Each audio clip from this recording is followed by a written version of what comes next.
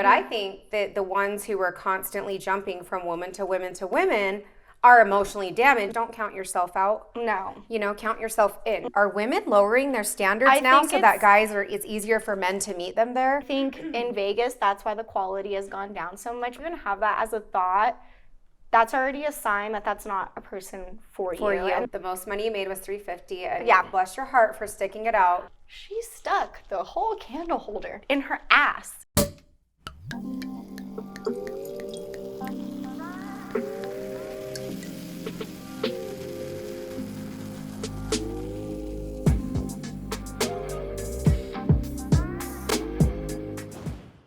Hi everyone, welcome back to Bottle Girl Diaries. For those of you who are new to my channel, I'm your host Cindy. Before we get started today, I just want to say thank you to our community of loyal subscribers and viewers.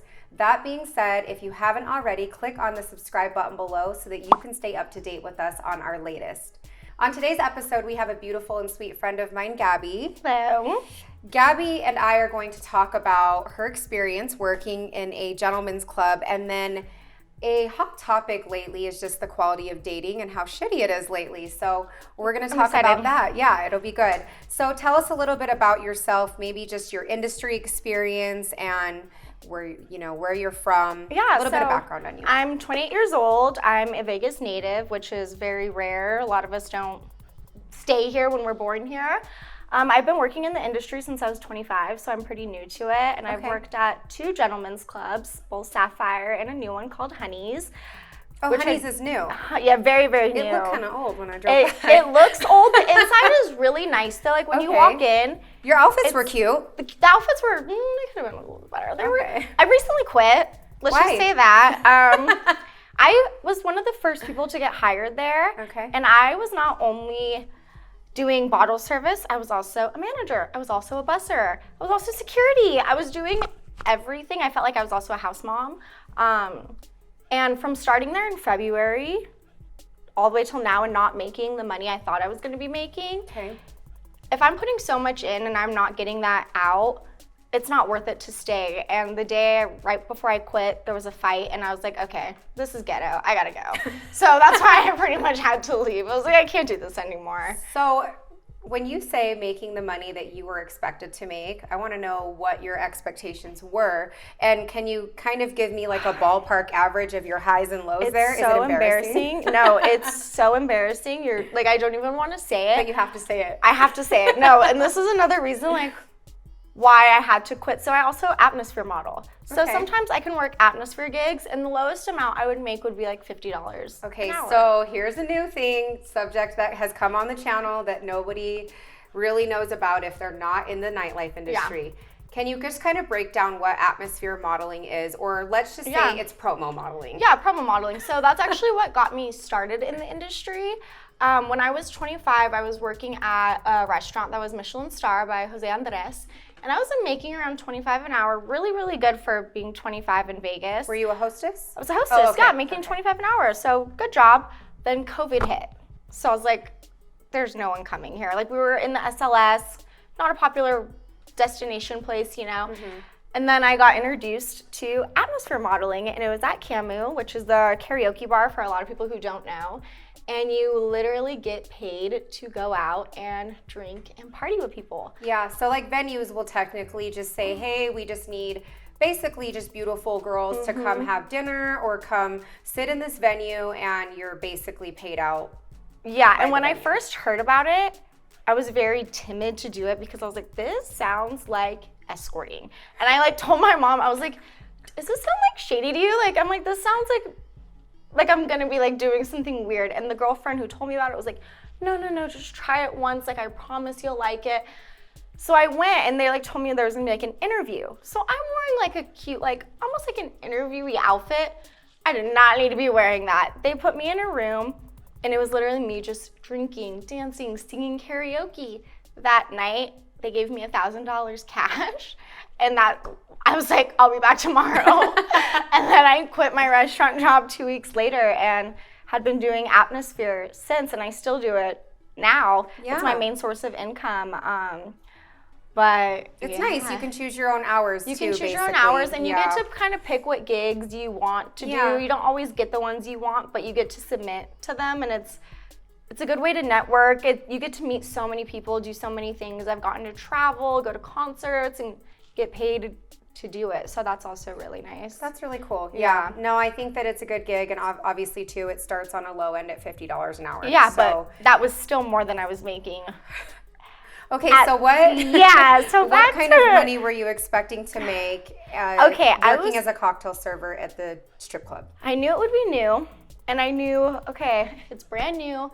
It's beautiful inside. Like, that's one thing I have to say. Like, my parents, they came for the soft opening. I was like, you guys just need to see how nice it is. My mom got on the stripper pole. Like, people were dancing. It was so much fun. My parents are very, very supportive. And it was, so everyone knew my family. Like, everyone in my family has been to that strip club. And I love the environment, because when you go to a strip club, you know what you're going there for. You're going there for ass and tits. Like, and sometimes food. Sometimes you get chicken fingers. Sometimes food. We didn't have a kitchen, sadly, but, ass, titties, and chicken. Ass, titties, and chicken fingers, there's nothing better than that to me. But I was expecting to at least, this is so bad, the most I ever made in one night, and I worked there since February. Just guess. It's so bad I don't even want to say it. Like 300? Mm-hmm. Like 350 was the most I ever made since working there in February. And I would be annoyed because they wouldn't even let me get off early if I saw I could go do an atmosphere gig and it was slow. I'd be like, you guys don't need me here. Like, let me leave and let me go make money. Because they'd say, oh, we're all about you making money. Well, if you're really about me making money, then let me go the fuck home. Like, let me leave. I have clothes in my car. I have an extra outfit so I could go and make money. You were ready. Yeah, I was ready, and there was some good servers there. And within like the first couple months, they literally fired all the good servers, and then me and one other good server, we ended up quitting. And now it's a whole new staff that not one person that originally started is there, except for maybe one manager and then the owner. Were there pretty dancers at this one? Yeah, gorgeous. So that was one thing too that was like kind of bad to say, but they only hired pretty girls. Like, if you were not a good-looking girl, they'd be like, all right, well, you're not getting hired, and that was pretty much it. And then on some slow days, I'd be like, oh, where'd she come from? Like, I've never seen her there before.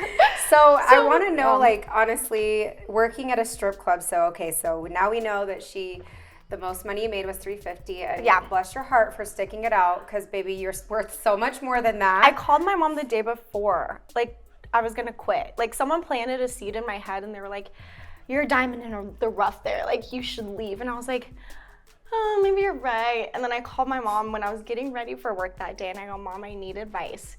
Should I quit?" And she goes, "I've been telling you this." And I was like, "All right." I was like, if my mom says to quit, I'm gonna quit.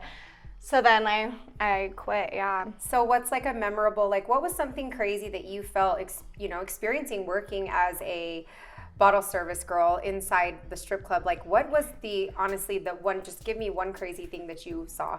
The craziest thing so there was a lot of crazy things that happened, and that was what made it enjoyable too. Like, one guy, like, one time this one was funny. I went up to him, and if I know sports, so to me, I'll make more money if I talk sports to a guy.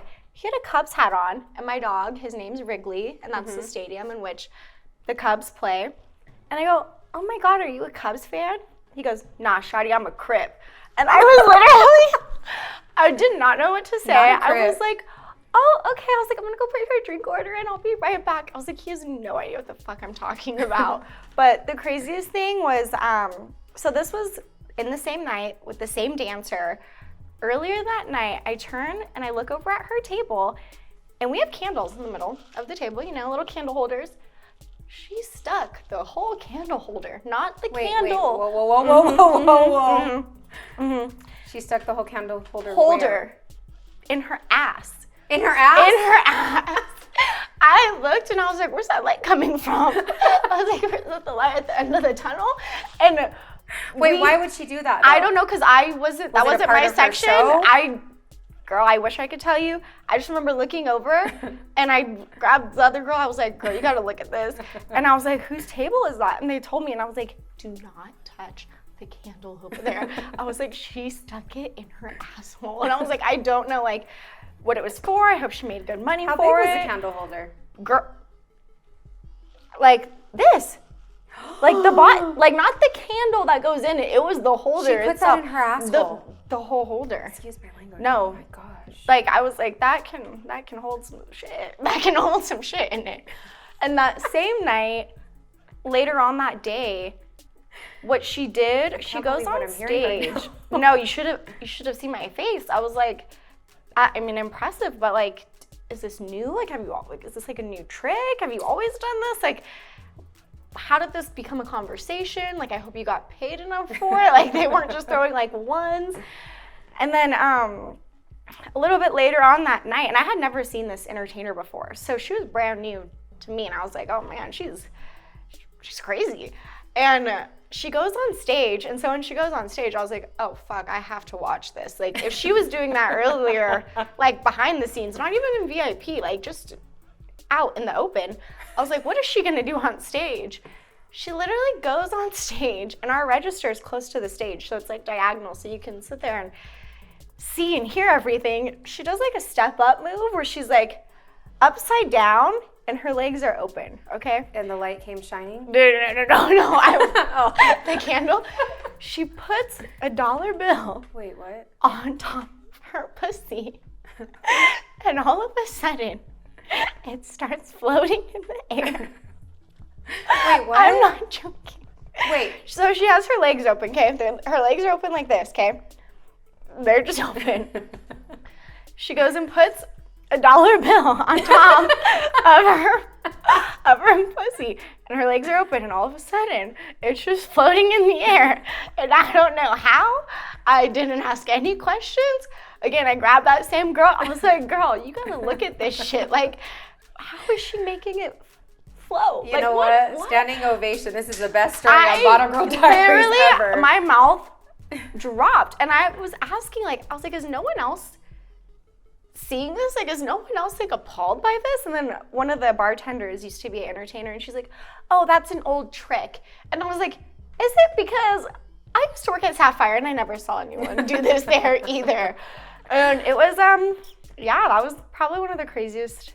Sounds pretty crazy. I think you just topped. Yeah, but I posted about it on like TikTok because I thought that was insane. So that's why I wanted to bring you on to the channel, because I've seen some of your Twitter rants, I've seen your TikToks. I'm like, oh, she's up next. This is perfect. Yeah, because I love talking about it because it's Vegas. It's like fun. You expect it. Like, and I expected that working there, but I don't know how you practice that. I don't know how you get to do that, and I didn't hear anything, so I don't know how she did it. So, okay, yeah, that's pretty crazy. Yeah. Did you guys? I hope she's doing well. Cheers to her. Cheers to you. Oh. Hey, if that's the way she's making her money, listen, all for it. I'm all about it. I'm a girl's girl. You have to be to work at a strip club. What did you get along with the dancers there for the most part? Yeah, so that's the thing. That's why I said you have to be a girl's girl to work, I feel like, at a strip club, because I give the women so much credit. I could not do it. The most I could do is a cocktail server.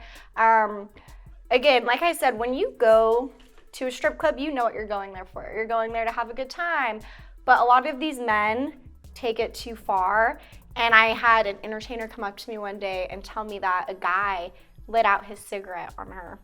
And that's just disrespectful. That's the part where, like, I give a lot of women credit for doing it, because or they touch too much. And I worked VIP, so when I worked VIP, I saw a lot more than most people did. Mm-hmm.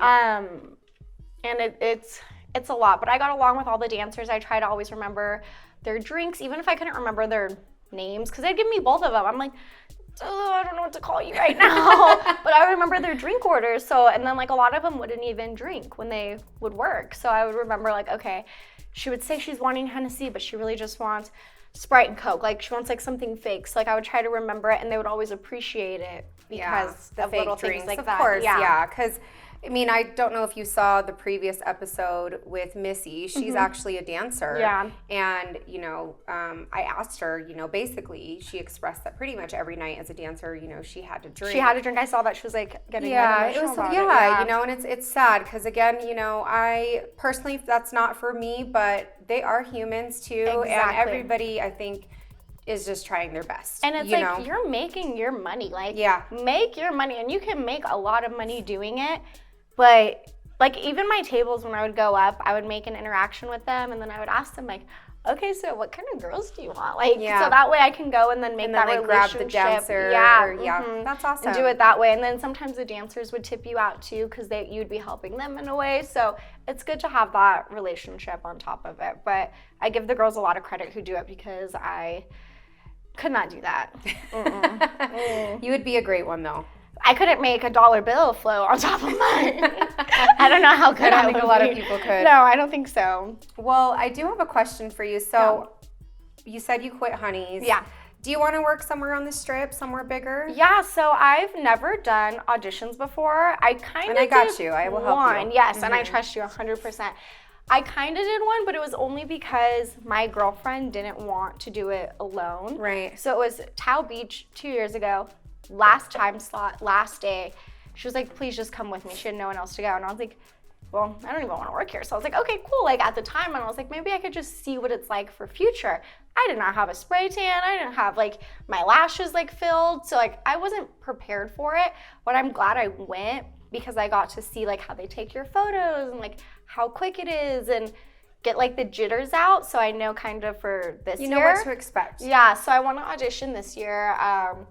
I feel like it's Vegas is the place to be, and I've been in the industry this long. I love atmosphering. I loved working at the strip club, but now I want to do something bigger and better, and I feel like and also the great thing too with, switching just from full-time doing atmosphere into bottle service is that you're going to find that you're in a position where you're going to make way more money, and you don't really have to drink. And that's the thing. I don't like to drink, like sometimes at work, like I would fake it a lot, or like, and it's hard to fake it. Like I would do like the Coyote Ugly, like where she like spit it in the beer. Instead I would do it with like Red Bull and like tequila, so that way you couldn't tell the difference in color. So it'll be a nice little change. I'm excited to do it. I'm nervous, but I think if I do it with a group of girls, I'll feel better, and we'll have like each other's back, and it'll be a good experience. So, well, my advice, since that is what my channel is also about, is that I help girls get into the industry, is don't count yourself out. No.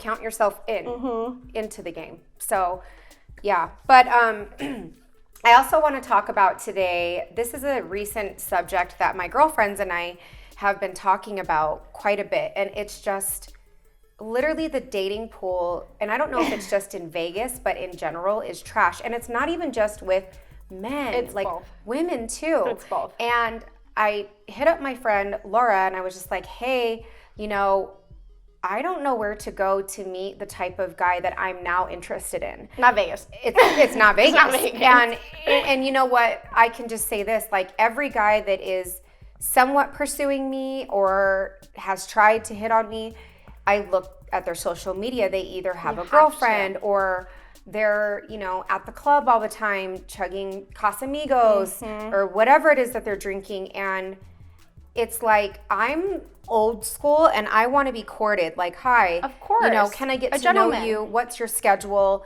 Can I take you on a date?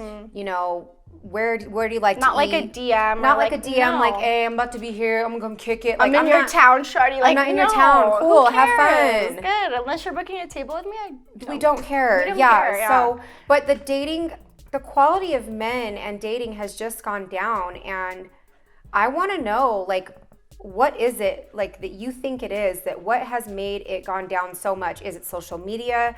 Is it also the fact that, like, are women lowering their standards now so that it's easier for men to meet them there? Because that's also something. Yeah, that's a good way to put it. I think it's both, actually, because I don't date. Like, I've had 2 serious boyfriends, both 3-4 years.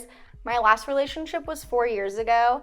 And don't get me wrong, like, I'll fuck around for sure, and I would like to, like, fuck around with one person, and I'll keep it consistent. But I tell them up front, this is what it is, like, because I don't trust them. So, like, if I look... So it's like a defense mechanism. It's a defense mechanism. Yeah. But, of course, like, we all want to get it in. We all want to have fun. And I'm all about it for both men and women. But I think you have to be upfront about it. And I'm upfront. Because it's like, if I see you and it's like, I'm sexually attracted to you, but I don't see a future with you, I'm going to tell you that and that's good because most people aren't gonna do that. And I these think days. guys should do it too. And I tell my guy friends, I'm like, I tell guys, and guys love it. Like, I'm up front, I'm like, hey, just letting you know, this is what it is. I'm not gonna sleep over, so don't expect me to be here in the morning. I'm probably not gonna text you back. Like, we're not gonna get breakfast together because I don't see a future with them. Like, I've only slept with one person in the industry, and I like, because that's how bad it is. And it's hard to find people outside of the industry to even be with too, because then they don't understand your life in the industry. So it's a very like, it's like a tug of war. It's a tug of war. It's really, really hard. Yeah, it's really hard. But I do think the girls are just as bad as the guys. Yes. That's the thing. So I'm in my friend group. We have a close group of, there's about 16 of us like in a group chat, and I'm the therapist of the group. They all know that. They all call me that.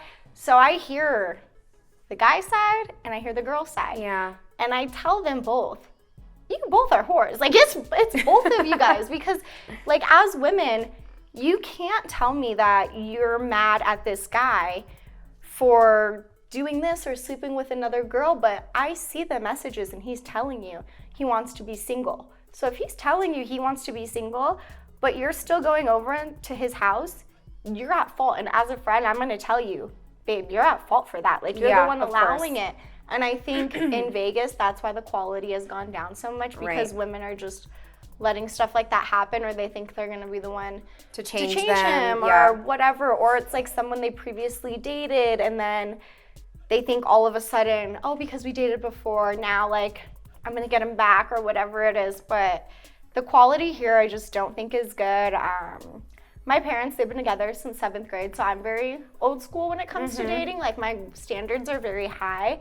Like, I have a tattoo on my ring finger of a wishbone, because it's like, you wish you're gonna marry me. Like, and if I ever did get married, I would change it like to a heart, because those standards you have to keep, and it's like, you shouldn't ever have to lower your them. standards. You shouldn't. And it's like, and if you feel that, or if you're questioning yourself, or even like, should I look through his phone? Should I do this? Then you shouldn't be dating that person. And I tell people that all the time. I'm like, if you even have that as a thought, that's already a sign that that's not a person for you. And that makes me sad that so many people put up with it in the industry. And or like my guy friends who choose to sleep around with so many girls. I'm like, just tell them, like, you want to sleep with multiple people. I'm like, they will respect you a lot more than you saying, oh no, baby, I'm just seeing you. And then all of a sudden you're seeing like 3 other people. And then some of them will listen, most of them don't. And then I just hear the drama from it. And I'm like, all right, well, that's what you get for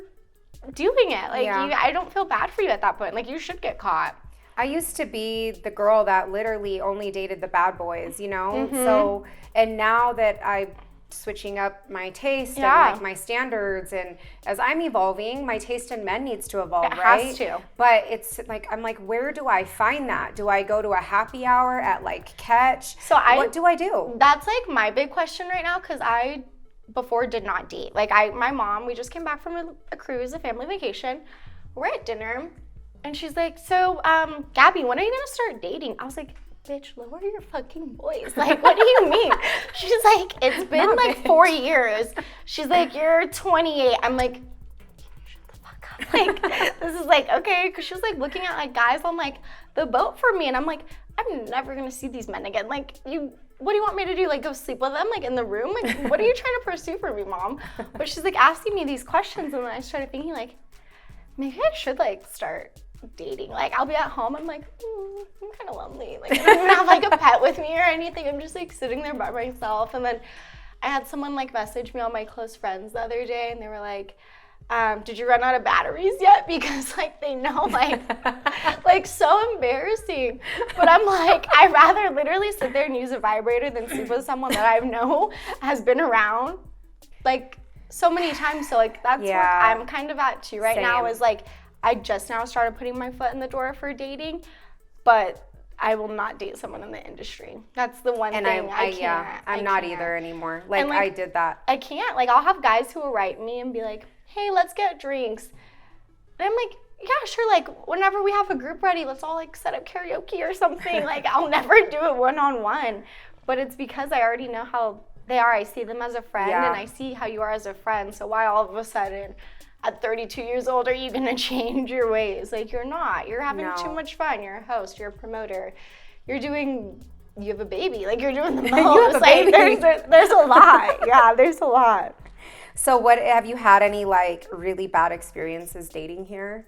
Yeah, my first real relationship was what really like set the tone for me to like know what I want and what I didn't want. It was really, really toxic, and I hate that I let it get to that point. But it also showed me at a young age what I want and what I don't want. Yeah. It was pretty much like cut off from family and no social media. And like now looking back at it, I'm like, I was so brainwashed, and I can't believe I let myself be like that, because I feel like now I'm really strong and I'm independent, and I need a man who can dominate me more, because I feel like I'm a pretty dominant and vocal person, but not overly dominant where they're like controlling in a way. Right. So Vegas is, it's not the place to be. And then I tried like seeking someone in California, and it was working out pretty good, but I was like, it's long distance, like it's hard Of course. too. So it's just like, where do you find that like happy medium? Like I'm asking myself the same question, and I just dip my toe in the pool to start dating again. Yeah, I'm definitely open to dating again finally. I don't think I was for like a good year and a half, but it's just not anybody here. No, and you're gonna like crack up at this, because last night this happened to me, and I was like, oh, this is perfect for today, because we're gonna talk about dating. Like, so I went on a date with this guy. I've known him for 3 years. He's a great guy. My family knows him. Like, I never pursued him like that before, because I just saw him as a friend. And then I got a little drunk, we made out. I was like, oh, all right, like maybe I'm feeling him a little bit, like something changed. And he just like moved back here, and it was so much fun. And then just recently, I got a tattoo on my ass that says "Kiss Me," and I posted on my close friends. But on my close friends, okay, one, this guy's not my boyfriend. Two, it's been about like a week and a half since we've been like talking, dating, whatever you want to call it. All of a sudden, and I'm texting my girlfriend about him, like, oh yeah, like, do you remember so-and-so? Like, we went on a couple dates. Like, I don't know how I feel. Like, I'm just like, about it. And I was already feeling iffy. Within 5 minutes, I check my Instagram. I get this long DM, and it's literally like, oh, you're seeking attention. You're doing all this. My gosh. I screenshot it, and I sent it to her. I was like, okay, if this wasn't my sign, like, that I need to, like, get the fuck away, like, this is it. And so I text him, and I was like, how about we talk? Like, if you want to tell me that I'm seeking attention, like, why don't you call me and tell me that? And so then he's like, okay, give me a second, I'll call you. I'm dead. I was like, okay, perfect. He made me wait an hour. I was like, I'm about to go to bed. Like, what are you thinking of, like, an excuse to say? Like, what are you, like, trying to backtrack now because you realized you fucked up? And he calls me, and then he's like, can we FaceTime? I was like, absolutely not. FaceTimes me. I put the phone down. I'm like, you can look at my ceiling. Like, I don't even want to, like, look at your face right now. And he's, like, telling me, like, yeah, like, it just looks really bad because my friends, like, I told them that we're kind of seeing each other, and they know you work in the industry. They heard about atmosphere modeling. I was like, okay, I don't give a fuck about your friends. I go, you've known me for 3 years, and we've been friends. And you've been on my close friends that whole time. So don't you think if I was that type of person, you would have already saw that in me? Or like, you wouldn't have tried to pursue me. Yeah, exactly. And he then started backtracking, like, no, I don't think you're seeking attention. I'm like, no, well, you do, because you said it. And I was like, if I wanted attention, I'd post it on my main page. And I'm like, now I really want you to kiss my ass, because why are you going out of your way to tell me that that's what I want? Like, I'm not that type of person. Yeah. I've never been that type of person. And I told him, I was like, yeah, honestly, I was just talking about you like 5 minutes ago with so-and-so. And I told him, I was like, I was talking about you 5 minutes ago with so-and-so. And then you sent me this message. And I was like, so I think I'm going to have to like end it. And he was like, no, like, that's not what I meant. That's not what I want. And I was like, And still the phone's like facing the ceiling. He's like, what am I even looking at right now? I was like, I don't know what the fuck you're looking at. I was like, you messed up. Like, you shouldn't have said that then. And then, like, don't backtrack, and like, just because you feel insecure as a man, when all of a sudden I give you this attention that you want. And I told him, I was like, I don't want a man to change me. Like, you know, like, I'm very conservative when it comes to like, but when it's on my close friends, you're my close friends for a reason. And yeah. I don't do it for the guys. I do it for the bitches. Like, it's for the girls. Like, I barely have any guys on my close friends. So if you're on there, it's like you're seeing like a fun side of me that like a lot of people how you don't express normally yourself. see. Yeah, and I it's love fun. being on your close yeah, friends. it's a fun spot. Hey, listen, for anybody who has me on their close friends, I mind my damn business. Exactly. And like, it's like, if you're on my close friend, you're on there because like I trust you to be on there. And it's like, I'm not posting anything like too crazy, but it's like, if I got a tattoo on my ass, and I told him this, I go, what if I get hired at a day club? And like, I have Kiss Me like on my ass. I'm like, do you think people are gonna see that? Yeah, they're gonna fucking see it. Like, it's not just you. And he was like, I just think it should be something for me. Well, I was like, well, I didn't get it for you, so it's not for you. Yeah. And I kind of had to end it there. And that's why I was like, look, I was just talking about you 5 minutes ago, and you just showed me that. Like, yeah, I don't think he's for you, sis. no, trust me, I told him, I don't think you're for me either. I was like, if the universe is not sending me a sign, like, this is it. Like, this is literally it. And my girlfriend was like, what did he say? Are you guys still on FaceTime?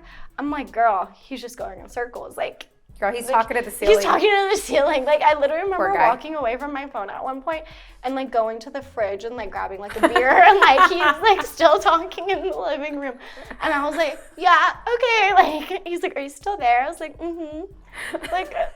like be for real. Like, if you're gonna act like that, like, you can't be insecure. You cannot be insecure. Like, yeah. Well, I also think, and you know, before we wrap up, one thing I want to say is I actually think more men, they always say that women are like emotionally damaged, but I think that the ones who are constantly jumping from woman to women to women are emotionally damaged because you therefore need that woman to supply you with whatever it is that you're trying to fill your void in.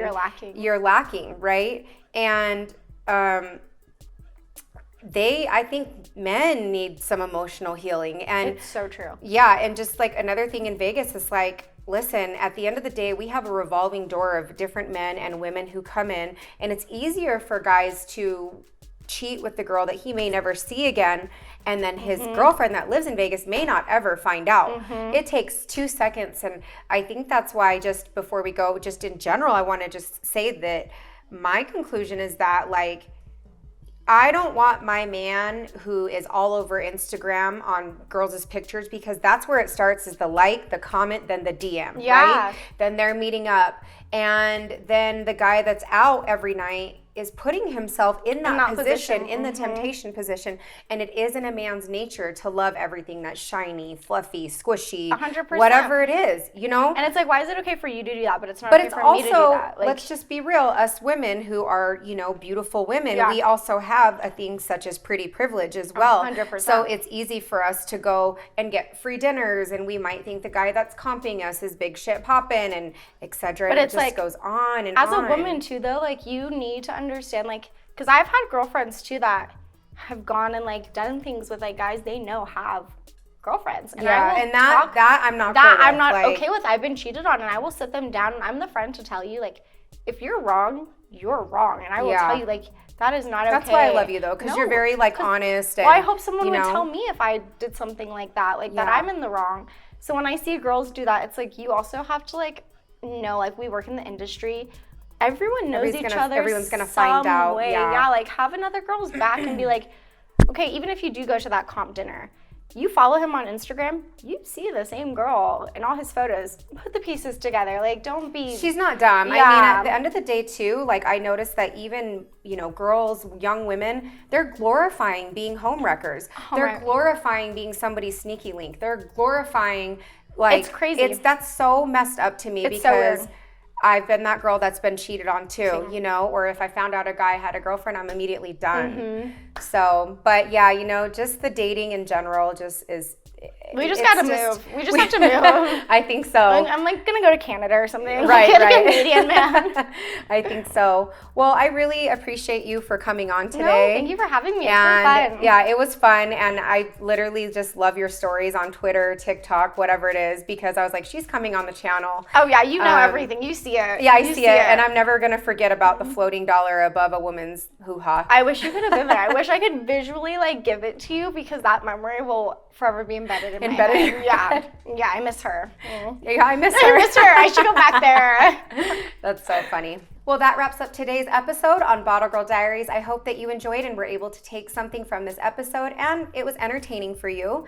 Thank you all for tuning in. Before we go, don't forget to click that subscribe button below so you don't miss out on what's coming up next. You can follow our Instagram page at Bottle Girl Diaries, or if you want to get a little bit more personal with me, you can follow me at I am Cindy Nansiri, and I'll see you guys next time.